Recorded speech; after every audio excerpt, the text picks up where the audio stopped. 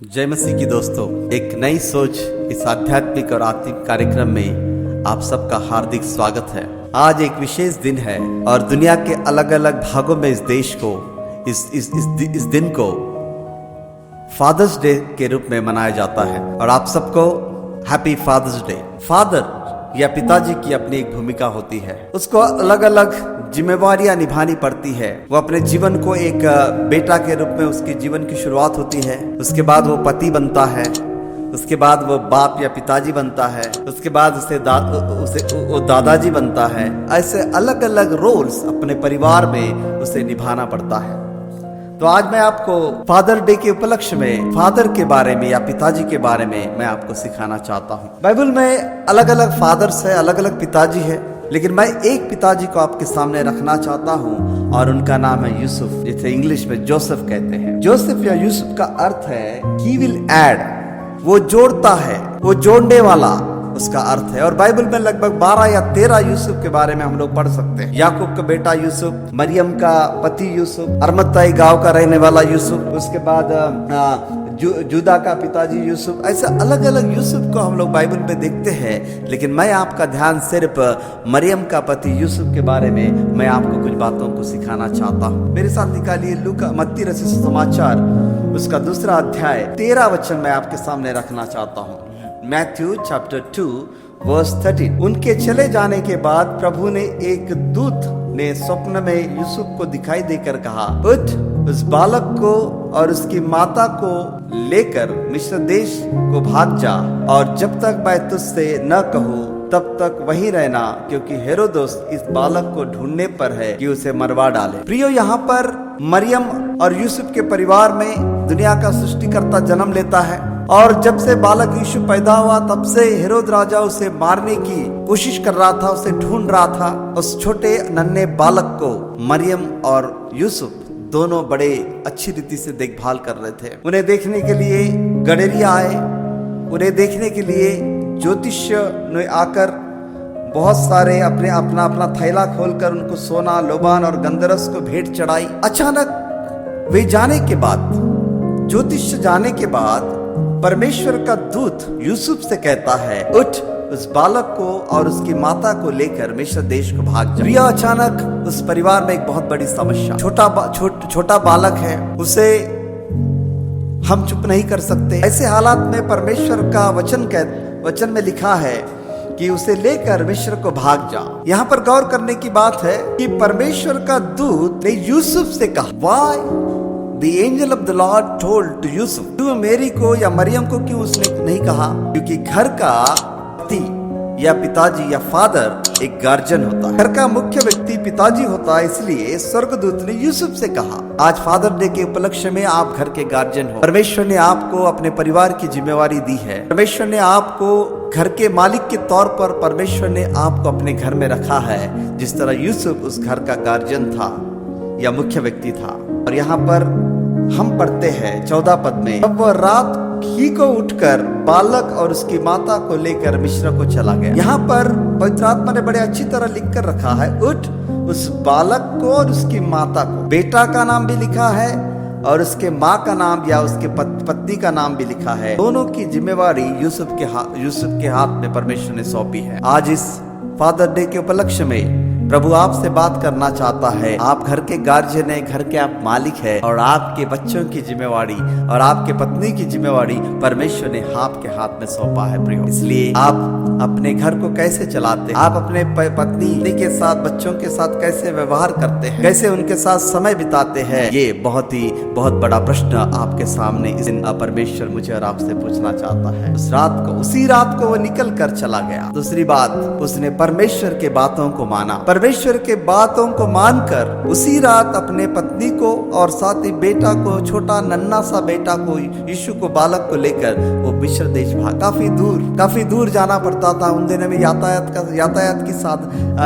का साधन नहीं था। शायद वो गधे में या ऊंट पर या पैदल होकर चला गया होगा, लेकिन उन्होंने परमेश्वर की बात को मानी, अपने जिम्मेवारी को उन्होंने निभाया। मेरे प्रियो, जितने भी पिताजी हैं, जितने भी फादर्स हैं, याद रखिए कि परमेश्वर ने आपके घर के जिम्मेवारी को उठाने के लिए, हर दुख और सुख में, हर चुनौती में परमेश्वर परिवार के साथ रहना और परिवार को संभालने की जिम्मेवारी परमेश्वर ने आपको दी है। ये बात को हम लोग इस वचन से सीख सकते। वहां से निकल कर गया और वहां पर लिखा है कि जब तक हेरोदिस की मृत्यु नहीं हुई, वहां पर वो यूसुफ अपना बालक और साथ ही अपनी पत्नी के साथ उसी मिस्र देश में रहा। पता नहीं कितने साल रहा, कैसे उसने अपनी जीविका को चलाया, क्या कमा कर खिलाया, हमें नहीं पता। लेकिन शायद हो सकता है उसे काट मिस्त्री का काम आता था। He was a carpenter, शायद उसने कारपेंटर का काम किया होगा। या हो सकता है उसके पास जैसे ज्योतिषियों ने जो गिफ्ट लेकर आया है, गंधरस, लोबान और सोना, शायद उस सोना को उसने अपने बच्चों को देखभाल करने में, अपना बेटा और पत्नी की देखभाल करने में उसने लगाया होगा। लेकिन उसने अपने परिवार की परवरिश की। क्या आप अपने परिवार की देखभाल करते हैं? क्या कठिन समयों में आप उनके साथ उनका हौसला बढ़ाते हैं, उन्हें उत्साह देते हैं, उनके साथ समय बिताते हैं? ये परमेश्वर आज मुझसे और आपसे बात कर रहा है कि यूसुफ एक अच्छा पिताजी था। He was a good father. He was a good father. उसने अपने काम को बड़ी अच्छी तरह निभाया। उसके बाद उसी मत्ती 2 अध्याय के 19 पद में लिखता परमेश्वर का वचन कहता है, हेरोदस के मरने के बाद प्रभु के दूत ने मिस्र में यूसुफ को स्वप्न में दिखाई देकर कहा, उठ, बालक और उसकी माता को लेकर इजराइल के देश को चला जा, क्योंकि जो बालक के प्राण लेना चाहते थे वे मर गए। 19 पद में हेरोदस राजा के मृत्यु के बाद फिर स्वर्गदूत आकर यूसुफ से कहता है, क्या कारण था? इस वक्त शायद हो स्वर्गदूत मरियम से बात कर सकता था, but why only with Yusuf? क्योंकि यूसुफ घर का गार्जियन है, घर का पिताजी है, घर के जिम्मेवारी को परमेश्वर ने उसके हाथ में सौंपा है। इसलिए दोबारा स्वर्गदूत आकर यूसुफ से कहता है, उठ, बालक और उसके माता को लेकर इजराइल के देश में चला जा। और लिखा है 21 पद में, वहां लिखा है ना, उसी वचन में पढ़ते हैं कि वो उठा, बालक और उसकी माता को साथ लेकर इजराइल देश में चला गया। कितना आज्ञाकारी था यूसुफ। चाहे तो वही मिस्र देश में सेटल हो सकता था, वहीं स्थायी हो सकता था, लेकिन उसने परमेश्वर की बात को माना। यूसुफ का दूसरा आदत हम पढ़ सकते हैं। पहली आदत हमने सीखा है कि वो परिवार की अच्छी परवरिश करने वाला व्यक्ति था। वो दुख और दर्द को समझकर उस परिवार को, अपने परिवार को देखभाल करने वाला व्यक्ति था। दूसरी बात हम पढ़ते हैं कि वो एक आज्ञाकारी व्यक्ति था, परमेश्वर के बातों को मानने वाला व्यक्ति था। जब इजराइल से मिस्र को जाने के लिए कहा, वो रात को तुरंत उठकर चला गया। रात को डर से तुरंत उठकर वो चला गया। अब कुछ साल के बाद वापस जब स्वर्गदूत ने कहा कि उठ, वापस जा, तो उसने इनकार नहीं किया। फिर से उसने परमेश्वर की बात को माना, फिर से उसने परमेश्वर की आज्ञा को माना। वो एक आज्ञाकारी व्यक्ति था, परमेश्वर के बात को मानने वाला व्यक्ति, परमेश्वर के डर में चलने वाला व्यक्ति, अपने परिवार के साथ समय बिताने वाला व्यक्ति, परिवार को संभालने वाला व्यक्ति था। आज कई परिवार में पिताजी अपने परिवार की ठीक से परवरिश नहीं करते, अपने पत्नी के साथ, अपने बच्चों के साथ समय नहीं बिताते हैं। वो अपने काम में व्यस्त रहते हैं। बच्चे कहाँ जा रहे हैं, क्या कर रहे हैं, पत्नी की क्या आवश्यकता है, पत्नी की मानसिक स्थिति क्या है, उसका दुख और दर्द क्या है, ये बहुत से परिवार में नहीं समझते हैं। सोचते हैं कि सिर्फ पैसा ही देना सब कुछ है। प्रियो, पैसा ही सब कुछ नहीं है। उनके साथ समय बिताना, उनके दुख और दर्द को सुनना, उन्हें अच्छे बातों को सिखाना, उनके दुख और दर्द में उनका हौसला बढ़ाना एक पति का एक बहुत बड़ा रोल है। ये बात हम लोग इस यूसुफ के जीवन से सीख सकते हैं। वो एक आज्ञाकारी व्यक्ति था।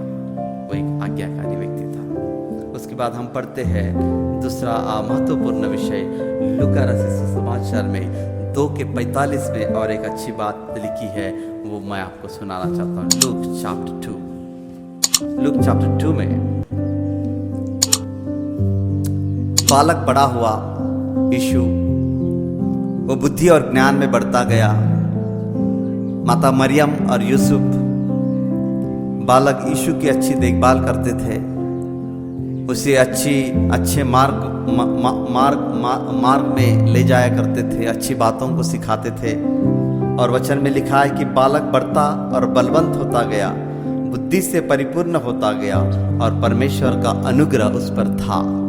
यीशु मसीह के बारे में ये गवाही हम लोग लूक 2 अध्याय के 40 पद में पढ़ते हैं। बालक बढ़ता गया और बुद्धि से परिपूर्ण होता गया और परमेश्वर का अनुग्रह उसके ऊपर था। मेरे प्रियो, आपके बाल बच्चों के ऊपर, आपके परिवार के ऊपर परमेश्वर का अनुग्रह बहुत ऐसे होने पाए। आपके बाल बच्चे बुद्धि और ज्ञान में परिपूर्ण होते जाए, ये प्रभु आज हमसे बात करना चाहता है। और एक घटना को कहकर मैं परमेश्वर के वचन को अंत करना चाहता हूं। लूका 2 अध्याय के 41 पद में लिखा है, उसके माता पिता प्रतिवर्ष फसह के पर्व में यरूशलेम जाया करते थे। जब यीशु मसीह 12 वर्ष का हुआ तो वे पर्व के रीति के अनुसार यरूशलेम को गए। तीसरी आदत इस परिवार की है यूसुफ की। प्रतिवर्ष अपने रीति के अनुसार ये परिवार यरूशलेम में आराधना करने के लिए या प्रभु को भेंट चढ़ाने के लिए ये परिवार अपने रीति के अनुसार जाया करते थे। उनकी अपनी आदत थी कि वे यरूशलेम में जाकर प्रभु की आराधना करते थे। आज इस फादर्स डे के उपलक्ष्य में यूसुफ के जीवन से हमें तीसरी बात प्रभु सिखाना चाहता है, आदत। हमारी आदत क्या है? एक पिताजी, एक फादर होने के नाते हमारी आदत क्या है? क्या हमारे परिवार में पारिवारिक प्रार्थना होती है? क्या हम एक गार्जियन होने के नाते, एक पिताजी होने के नाते अपने बच्चों को हम सेवकाई में लेकर जाते हैं? प्रभु के दिन में सभी परिवार मिलकर आराधना में समय बिताते हैं। हम अपने स्थानीय कलीसिया में जाकर परमेश्वर की आराधना कर कर प्रभु को धन्यवाद देते हैं। यूसुफ की आदत देखिए, वो अपना बेटा और अपनी पत्नी के साथ वो परमेश्वर को धन्यवाद देने के लिए यरूशलेम जाया करता था। आज एक फादर होने के नाते हमारी प्रार्थना करने की आदत, पारिवारिक प्रार्थना में अपने बच्चों के साथ, अपनी पत्नी के साथ समय बिताने की आदत, प्रभु के दिन इतवार संडे के दिन हमें आराधना में चर्च जाने की आदत, उनके साथ समय बिताने की आदत परमेश्वर हमें देने के लिए प्रभु चाहता है। आप घर के फादर हो, घर के पिताजी हो, और आज इस फादर्स डे के उपलक्ष्य में परमेश्वर मुझसे और आपसे बात करना चाहता है, ये परमेश्वर।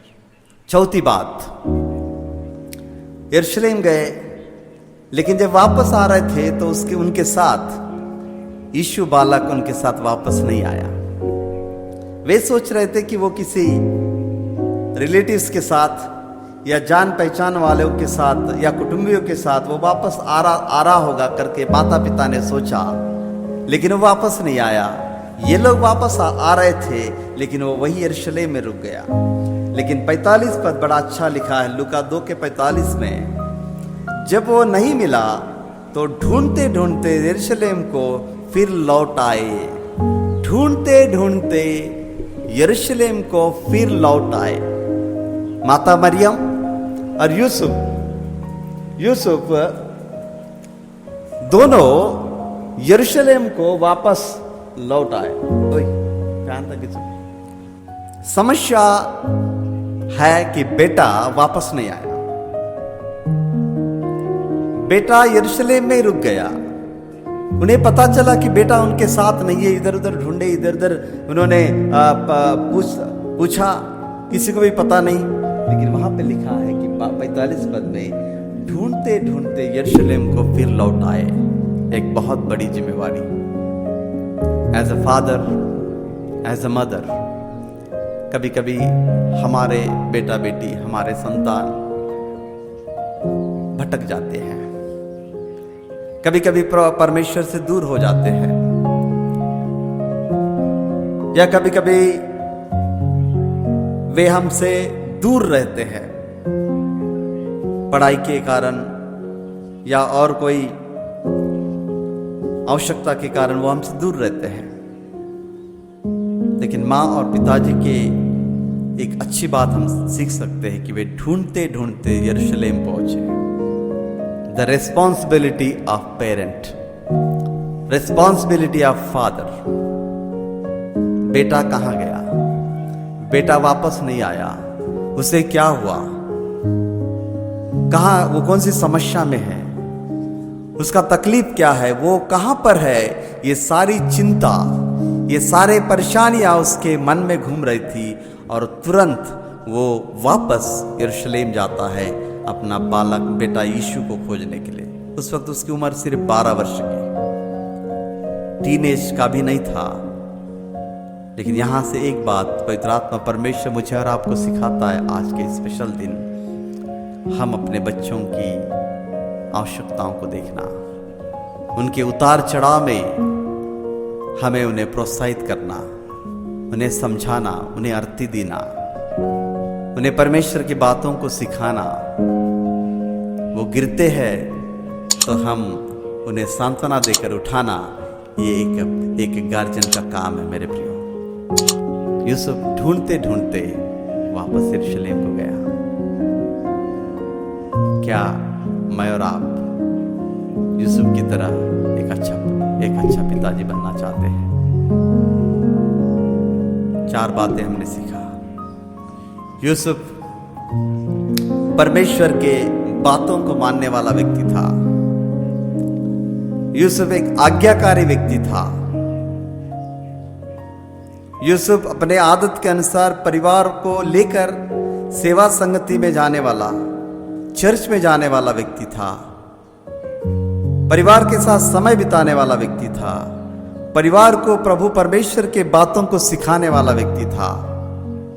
और चौथी बात मैंने सिखाया, यूसुफ परिवार के सुख दुख को देखने वाला, बच्चों की परवरिश करने वाला, उनकी समस्याओं को समझकर उसके अनुसार उन्हें उत्साहित करने वाला, समझाने वाला, सिखाने वाला, ढूंढने वाला व्यक्ति था। प्रभु सहायता करे, आज परमेश्वर ने मुझे और आपको एक पिताजी, एक फादर बनाया है। वो आशीष परमेश्वर ने मुझे और आपको दी है। प्रभु सहायता करे कि हम एक यूसुफ की तरह एक अच्छा फादर बने, एक अच्छा पिताजी बने। यूसुफ और मरियम ने मिलकर बालक यीशु को, एक सृष्टिकर्ता को तैयार करने के लिए, एक सृष्टिकर्ता को बढ़ाने के लिए परमेश्वर ने उन्हें वो काम सौंपा है। मुझे और आपको परमेश्वर ने हमारे परिवार को हमारे हाथ में सौंपा है। घर के आप गार्जियन हैं और परमेश्वर आपसे और मुझसे ही लेखा मांगेगा। और परिवार की जिम्मेवारी परमेश्वर ने मुझे और आपको दी है, क्योंकि हम लोग पिताजी हैं, हम लोग फादर हैं। आइए हम एक अच्छा पिताजी की रोल अदा करेंगे। बच्चों से भी विनती है कि अपने माता पिता का आदर करो, माता पिता का सम्मान करो, क्योंकि माता और पिता को, विशेष रूप से पिताजी को, परमेश्वर ने घर का मुख्य व्यक्ति, एक गार्जियन, एक गार्जियन, एक पालक के रूप में परमेश्वर ने रखा है। मेरे प्रिय प्रभु के बेटा बेटी, अपने माता पिता का आदर करो, अपने माता पिता का सम्मान करो।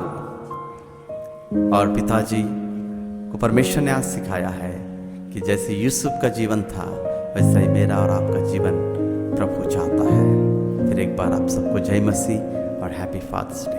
Thank you.